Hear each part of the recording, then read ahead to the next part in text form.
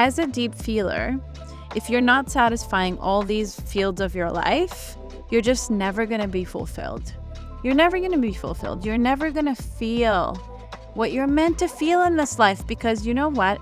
Being highly sensitive and being a deep feeler is really challenging sometimes. I'm not going to lie. It's really challenging. And so you might be like, why the hell would I want to let go of my mask of performing? And I'll tell you why. Welcome to Deep Within. On this show, we dive deep into the nervous system, emotional healing, and transformation from within the body. When I started my personal development journey, it was all in the mind, doing affirmations, visualizations, listening to endless motivational videos. And I found that this approach, without actually getting my body on board, only left me in deeper shame and distress. So this is actually how I discovered somatic body-based healing. My name is Marina Yanai Trainer, and I am the Compassionate Somatic Coach. I am gentle, sensitive, and I love deep conversations. I'm so excited and so glad you're here so we can feel like we're together in our own little bubble of deep talks.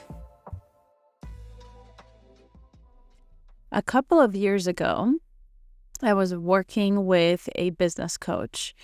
And I was in peak survival mode in my business. Things were not feeling good. I wasn't feeling like I was successful. Things were feeling bad, just bad. And so I went to her, obviously, for support in my business, because that's always worked for me. I always find a coach that really I'm aligned with, and it takes my business to the next level. And I paid a lot of money. And here was the main conclusion there. She said, you need to look at your marriage. Okay, so it had nothing to do with my business. Of course, she said many other things, but that's the main thing that really stuck with me. And basically, she was saying that my marriage was hindering my business success. Now, a few weeks ago, a beautiful client of mine who I love dearly came back to work with me. She took a break, but we had been working together for a long time. And she came to me because she had a really bad trigger about a past client not wanting to work with her again. She is a lawyer, and this client had signed up with her many times and then suddenly refused a contract or went to somebody else. And it really, really triggered her, and she couldn't stop spinning about it. And she was really confused, just really frustrated. Am I going to spin about this forever? It was taking so much mental space for her. And through our work, which we're continuing to do, we've discovered the most fascinating things that I want to share with you. And that is actually the connection between being a deep feeler and being a high achiever, performer, perfectionist. And that connection I find really fascinating, because when you really think about it, a person who is highly sensitive and a deep feeler is just so wildly different in their makeup and who they are from someone who's like a go-getter, high achiever, high performer type personality. A deep feeler, I feel like, is meant to live a bit slower, more introspective, just a very different lifestyle than a high achiever. I'm not saying that if you're a deep feeler, you're not going to have goals and dreams and go for things and work for them and things like that. It's just the lifestyle that I imagine for these two types of people is very different. And I want to talk about this because I think that it's going to blow your mind, honestly. It blew mine. So here is a pattern that I've seen in so many of my clients, including myself, that is so clear to me. When you're born a highly sensitive person or a deep feeler, you're an empath, you can feel other people's emotions in your own body, you can really feel other people. and you read my content and you resonate, but you're like, I'm not highly sensitive. I'm not a deep feeler, but I just like really resonate with her content. I feel like so many of my clients are like that. And it's really funny to me because I used to tell two of my friends who were like highly sensitive content creators and coaches, I used to tell them that I'm not highly sensitive. And they were like, what the hell are you talking about? And now, of course, I know that I'm highly sensitive. And it was just my mask was like the performance mask made me in a way less sensitive to a lot of things that now I'm really sensitive to. So you might be like, oh, great. Like, why would I actually want to feel my sensitivity to all these things? Which I get. There's some grief in that.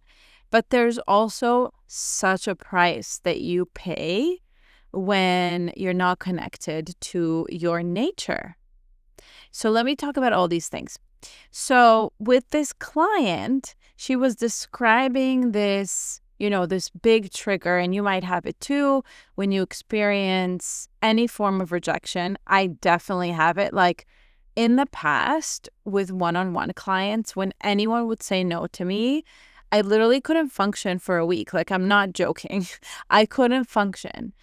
And that went on for years. And now I still struggle. It's not perfect. Like, I still struggle with rejection.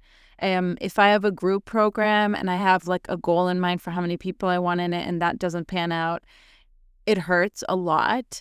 I would say I've made massive progress. Like, I'm not going to stay in bed for days. I function. I know how to soothe myself and show up for myself. But that trigger is still there. So that's trigger number one, right?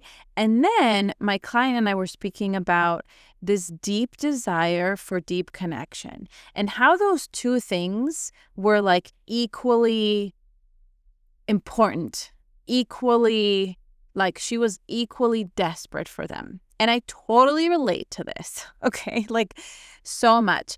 And so coming back to like my story and my marriage with my ex-husband, I did not by any means receive the level of connection and depth that I wanted and needed.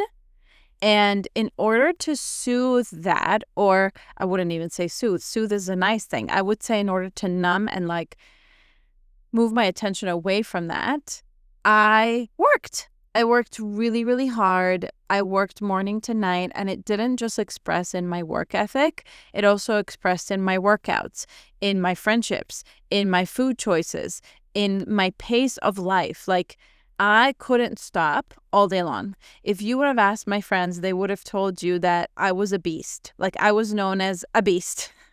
I literally worked from morning to night. It was insane. Like, I used to challenge myself, oh, can I work like how many days straight can I work and not take weekends off? I think I lasted like a month or two. I don't exactly remember. It was insane. And now looking back, I understand that I was doing that because I wasn't meeting the deepest need I have as a human. This is basics for me. And if you haven't seen Maslow's hierarchy of needs, I was showing that to my client. I really recommend you take a look at it and realize that if you feel like, oh my God, I just crave like relationships where my soul is fed, where my thirst for depth is quenched. Oh, like that feels so good when I meet those people that just like attune to me and they can feel me and I feel them. And I think the depth of that in a partnership is obviously, next level, but in friendships also. If you are craving this, I want you to know that when you look at Maslow's hierarchy of needs and you see like, the basics are first, like there's like air and food and water, right? Like this craving of yours for depth with people and connection is on that level for you. Like when you don't have it, your life feels so painful. Like there's such a deep pain in your soul that you're carrying every single day. And it's just awful. And I lived like that. And I want to go back to childhood because, of course, that's the source of this and why these patterns develop. And why the hell? I remember when I was 23 years old, I remember meeting my ex-husband when I was 23 and falling in love with him and being completely aware that he wasn't meeting my need and my depth of connection level. And I was aware of it in my head, and I was like, it's okay, like he will get there or whatever. I don't know. I just had like so many stories in my head about why it's fine. And it's not a big deal, even though it's literally like air and water and food for me. And I just ignored it. And of course, nothing changed because people at their core don't change, right? For the most part. I mean, whoever you meet and get to know for many months and years, like that is going to be the person that you're with. And that's either okay or not okay, right? So why the hell did I just like gloss over that? What the hell was I thinking? I had parents in childhood that weren't meeting these needs for me in different ways.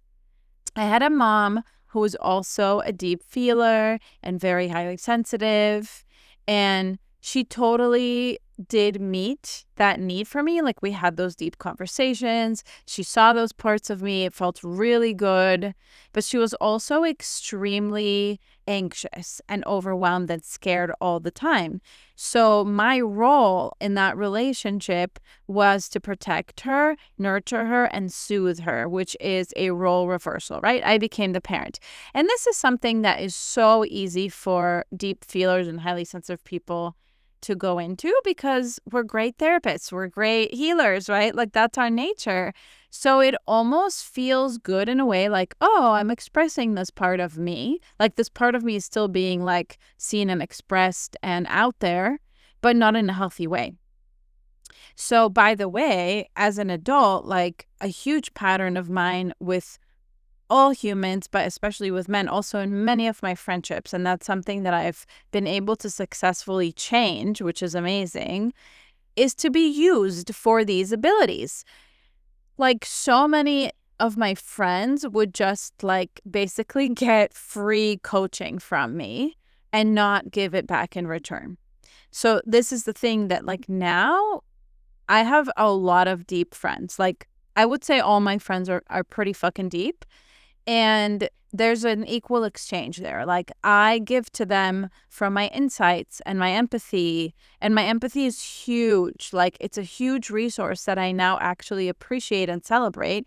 And when I give it to someone, they have to return it, you know?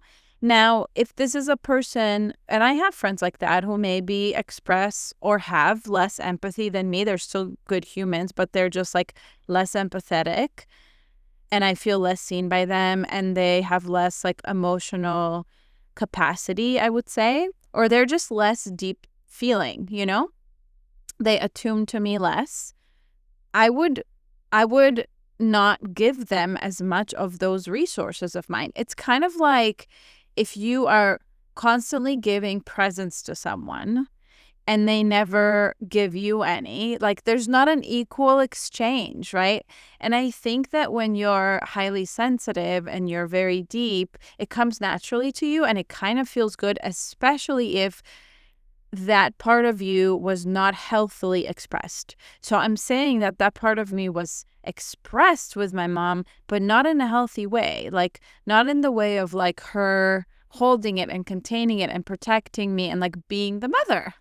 Right? With my dad, it's just like, fuck, like I'm so worthless. I mean, he just has no emotional maturity and like totally did not allow, like totally shamed me for my emotions. Like he would say that I am dramatic and over the top and too sensitive and that like I'm trying to get things out of him through my drama and things like that. So, which is totally not true and a projection from his own mother. And so that gave me the message that my emotions were too much. And with my mom, it was like, oh, my emotions, I have to just like think about how to express them so I don't overwhelm her. And I also have to make sure she's soothed. And I also have to be her therapist. So it's like my sensitivity and my depth are always of use. They're a resource, or they're too much and they need to be shut down. Like, this was my messaging. So as you're listening to this, I want you to think about what messaging you received. And so basically, there were two things that I started to do, obviously unconsciously, because as children, we develop our adaptive child part to adapt to pain, to adapt to trauma. And so like the pain of, oh my God, this part of me is either like useful or it's discarded. I developed performance. I was a perfect child. I was obedient. I was quiet. I was sweet. Never had a tantrum. Never had, never had needs. And part of that was to not feel the pain of me being unable to be fully myself. And part of that was because my high sensitivity and my depth had to be of use. So like I learned that I had to be of use. I had to perform for love, right? And it developed into like, oh my God, it's so good to perform. Like, it's so good to get good grades, so good to achieve. This is my goal in life. That was not the real me. That is not my goal in life. I love achieving things. I love my business. I love my career. But the satisfaction that I actually get in life is from depth. That is the thing that I want to freaking drill into your mind. You might be a very successful career person who is never satisfied. You're always achieving. You're always doing. You're always going for it. And you're just like, even when you achieve that thing that you're dreaming of, it's not good enough. It's like never good enough.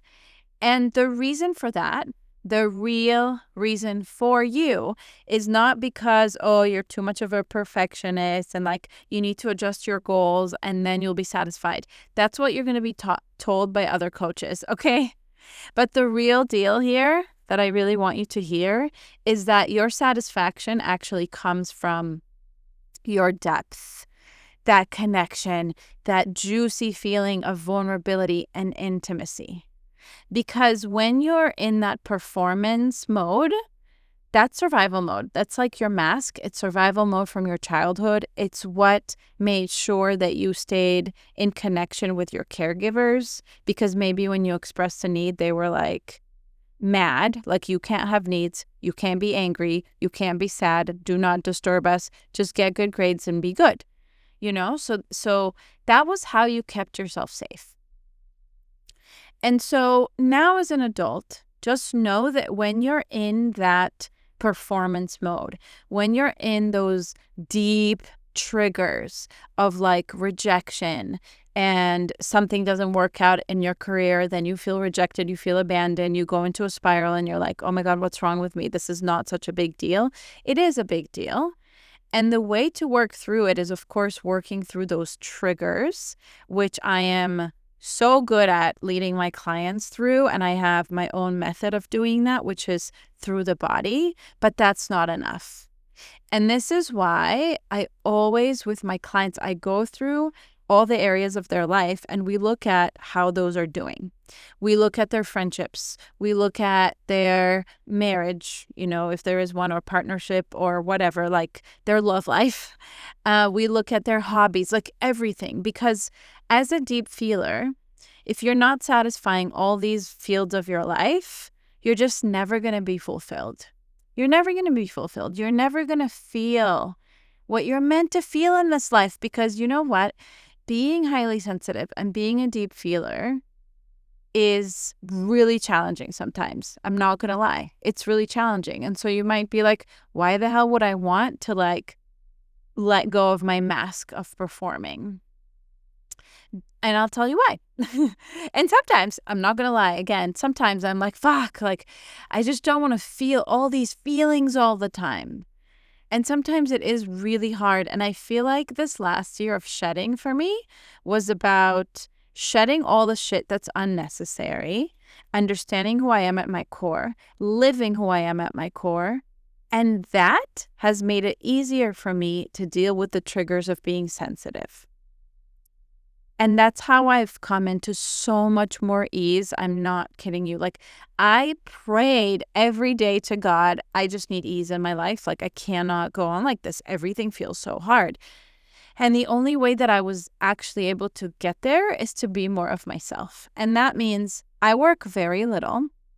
I know that my processing is very internal, and a lot of the work I do, even to make money, is internal. It's not sitting at a computer. It's like going for a walk and just walking and looking at nature, and suddenly, like, I think of a whole program, you know? And it is hard in this world because you're so used to like measuring your success by how much am I on the computer? And I get it. Like, there's that layer too of like, we are weird. Like, we don't fit into society.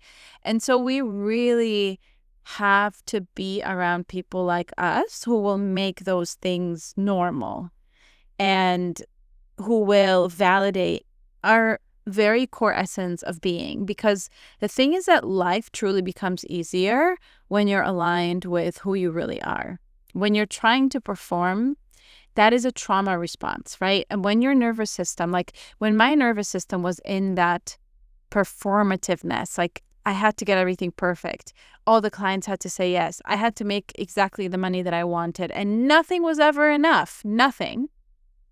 My nervous system was on overdrive. It was in survival mode. I literally felt unsafe 24/7. And of course, then it's like a beast that feeds itself because I'm going to keep not succeeding because I'm in survival mode, you know? So just know that when you're in that performance state, you're actually suppressing who you are.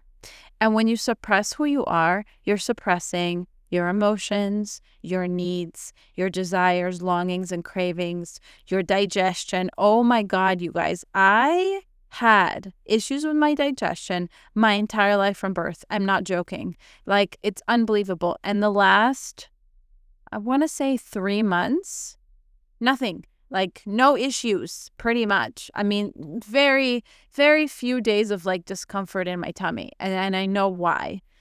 I've never resolved this issue before. It's like, it's mind-blowing. Your immune system, your health, and of course, your life satisfaction. All these things are going to be deeply impacted. So I really want to sort of start closing this by saying that I still want success. I love getting new clients. I love selling out my programs. I love, growing my Instagram, all these things, which you can translate to your own like success. And I really believe that deep feelers and highly sensitive humans can be extraordinarily successful on this planet. But thank goodness, actually, we will never be fully successful when we're not aligned to ourselves. And it's so cool because the more aligned I am to my true essence, the more successful I become, the easier my business becomes. And I know that that will be the case for you.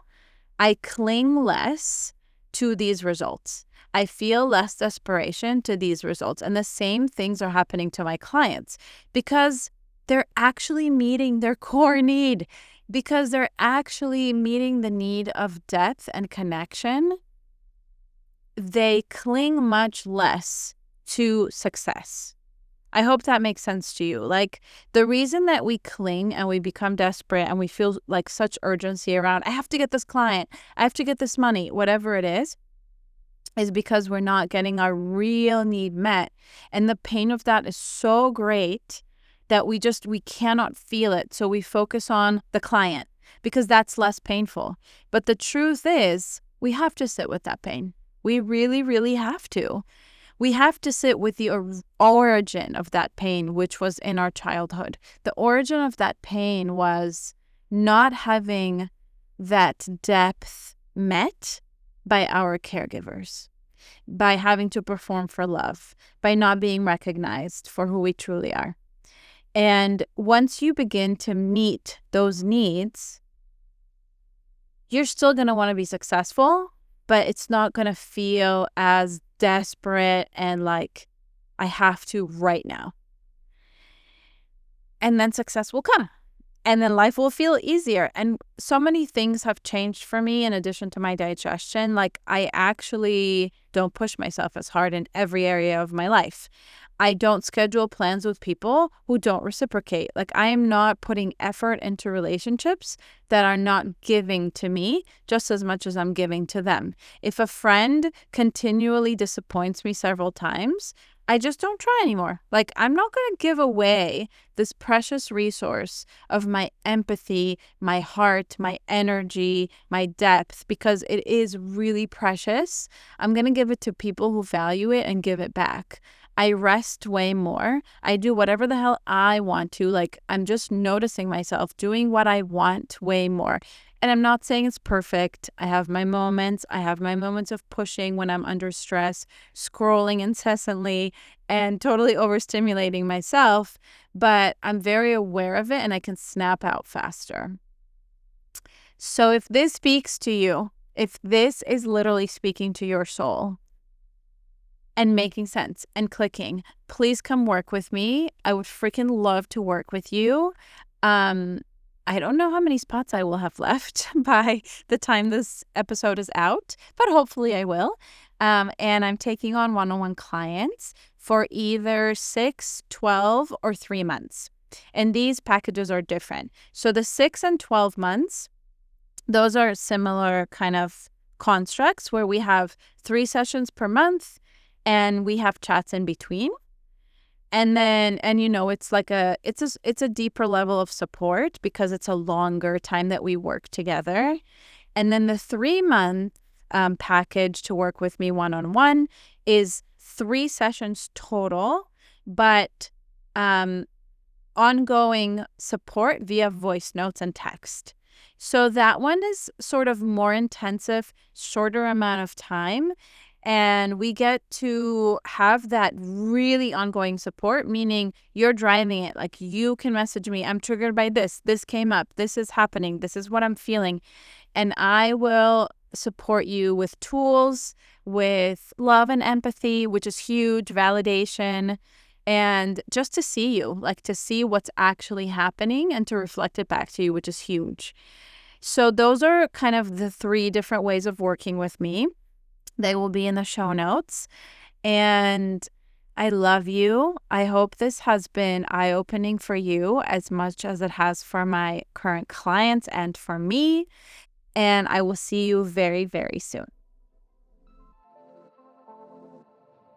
Thank you so much for joining me and listening to this episode. If you liked it, please make sure to leave me a review so that more beautiful humans can get to this podcast, and subscribe to the show. And please do share it with a friend who would benefit. And I always love to hear from all of you on Instagram, so visit me there at marina.y.t. I share really awesome content and would love to hear your comments about the episodes. Until next time, I love you so much and I appreciate you. Have the most beautiful day.